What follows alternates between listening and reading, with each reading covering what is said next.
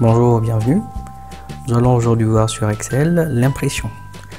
Il s'agit en fait d'avoir un grand tableau à imprimer et on souhaite par exemple imprimer une page par section. Une section c'est quoi? Ça peut être une catégorie dans une colonne donnée. Par exemple là nous avons un tableau avec des villes et on souhaiterait imprimer tous les membres d'une même ville sur une même page. En tout cas sur des pages groupées à la sortie de l'imprimante. Donc pour cela on verra c'est qu'un saut de page, la vue de saut de page et finalement une astuce de pagination à travers le sous-total. C'est parti. Nous allons donc voir comment imprimer cette base de données. Alors une base de données c'est quoi? C'est simplement sur Excel quelque chose de très grand comme tableau. Donc là nous avons un petit échantillon de 200 lignes, mais dites-vous que ça peut aller à plus de 1000 lignes ou beaucoup plus. En termes de colonnes, on en a 6, mais on peut aller jusqu'à perpète vers la droite. Donc imprimer ce type de tableau peut réserver des surprises. Donc pour imprimer, vous allez sur Fichier, Imprimer. Le problème c'est l'emplacement, est-ce que tout est pris, et aussi la pagination. Ok, donc comment est-ce qu'on procède ici? Pour commencer, première étape, on va rajouter un raccourci si ce n'est pas déjà fait pour faciliter l'impression, donc l'aperçu. Donc on clique sur la petite flèche au-dessus et vous avez aperçu et impression. Voilà. Ensuite, tout va se jouer dans ce menu mise en page. Donc ici, voilà, vous avez tout ce qui concerne le paramétrage de l'impression. Et ensuite, le taux d'occupation de la page, donc la mise à l'échelle. Je reviendrai dessus. Alors, pour imprimer notre tableau sans rien oublier, il faut sélectionner l'intégralité du tableau. Pour ça, il y a un raccourci clavier, c'est CTRL A ou CTRL A. Donc quand vous faites le CTRL A, Excel vous prend l'intégralité du tableau. Vous voyez, ça évite de devoir sélectionner le tout à la main. Donc la première des choses à faire, c'est passer par là. Zone d'impression, définir. Là, vous demandez à Excel de ne se concentrer que là. Donc tout ce qui est en dehors, il en fait fi. Pour le voir, vous avez ce qu'on appelle l'aperçu donc des sauts de page. C'est une vue qui est là. En cliquant dessus, c'est parti. Vous voyez en fait, c'est qu'Excel s'apprête à imprimer. Donc je dézoome. Ok. Donc à droite, tout est gris. Ça veut dire que ça n'ira pas à l'imprimante. Et à gauche, tout ce qui n'est pas gris, en fait, ira à l'imprimante. Par contre, vous voyez qu'il y a une pagination, page 2. Page 3, ça veut dire que ces éléments-là iront sur la page 3. Très bien, on va revenir à l'affichage normal. Et je vais aller voir ce que ça donne en aperçu. Hop, c'est parti. Très bien, voilà, ça a bien paginé. Mais déjà, premier problème, remarquez que là, on perd les titres. Donc, il n'y a pas les titres des colonnes. On va voir comment le faire. Sur le menu mise en page, vous avez un bouton qui s'appelle imprimer les titres. En fait, c'est son rôle. On va cliquer dessus et vous avez une zone qui s'appelle ligne à répéter en haut. En fait, c'est là qu'il faudra préciser là où les lignes à en fait répéter à chaque fois au-dessus. Donc je mets dessus. Comment ça fonctionne? Il faut repérer la ligne et cliquer sur la ligne des titres. Peu importe, hein, c'est pas des cellules, mais c'est la ligne. Il prend toute la ligne. Il fera l'intersection donc de la zone que vous avez sélectionnée. Par exemple, ça va être tout ça. Intersection, votre tableau. Tout ça. Voilà. Donc en fait, en réalité, c'est ça. Vous prenez le numéro de ligne. Et on a un bouton aperçu pour retourner voir directement l'aperçu. Donc si je passe sur la page 4, vous voyez, cette fois, les titres se répètent. OK.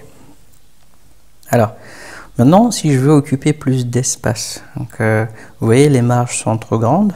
On a juste à côté des modèles de marge. Donc les mêmes sont aussi disponibles ici. C'est pour ça que je vous dis que tout est disponible là. On va prendre des marges étroites.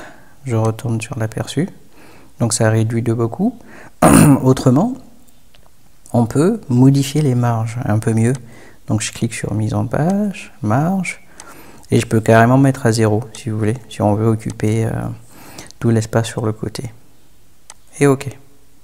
Voilà, le reste, c'est ce qu'on appelle des marges physiques pour l'imprimante, parce que l'imprimante doit pouvoir aussi tenir le papier sur le côté. OK. Alors maintenant, nous savons imprimer, nous savons répéter les titres. Maintenant, voilà mon besoin. J'aimerais imprimer toutes les personnes de la même ville sur une page à part. Donc, c'est possible, je peux le faire manuellement, j'insère ce qu'on appelle des sauts de page. Donc la commande saut de page, vous l'avez ici, là. Ok, ça va se mettre par rapport à ce qui a été sélectionné. Donc actuellement, ce qui est sélectionné, c'est juste une seule cellule. Ok, c'est cette cellule-là.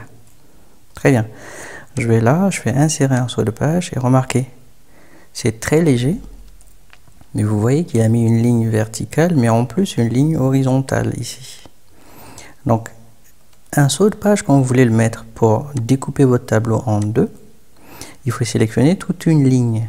Le saut de page sera mis au-dessus de la ligne sélectionnée. Donc on y va, insérer un saut de page, voilà. Et là, vous voyez, on a une ligne horizontale qui passe entre Bellevue et Berlin. Si je retourne en aperçu, mon tableau a été découpé à partir de la dernière page Bellevue.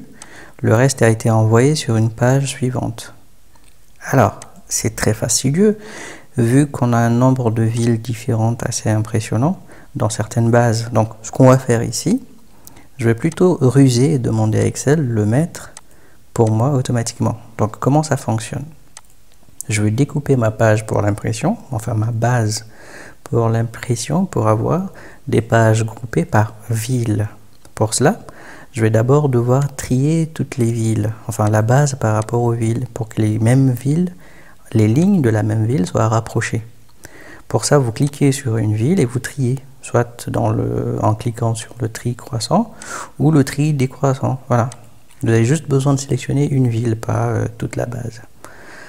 Et ensuite, ce qui va nous aider, c'est le bouton sous-total. Il est utilisé pour faire des analyses sur une liste, mais on peut l'utiliser pour préparer des sauts de page entre des groupes. Ok, on va cliquer dessus. Donc il sélectionne toute la base. Et remarquez, ce qui est important, c'est là. C'est lui dire à chaque changement de et prendre la colonne qui porte les infos par rapport auxquelles on va imprimer sur des pages différentes. Ensuite, il faut forcément un calcul. C'est si je décoche ici tout, il ne me permet pas de continuer. En fait, il faut au moins faire un calcul, par exemple compter le nombre de personnes par ville. Okay, c'est un outil de calcul en réalité. Mais ce qui va nous intéresser donc là pour l'astuce, c'est cette case-là, elle doit être cochée. Saut de page entre les groupes. Les groupes veut dire à chaque changement de ville. Très bien, on va essayer. Donc je vais juste cliquer sur OK. Donc là, il est en train de travailler. Quand il finira, il va créer ce qu'on appelle un plan. Il peut travailler pendant longtemps en fonction de la lourdeur de votre tableau. Donc le plan, c'est ça. Vous avez donc les boutons 1, 2, 3, qui sont donc les boutons à utiliser pour afficher un niveau de détail par rapport à votre base. Et vous avez aussi sur le côté des petits points qui vous montrent en fait les lignes qui sont concernées par un groupe. Je vais donc cliquer sur le 1, c'est le niveau le moins détaillé, et il me dit que ma base contient 203 éléments.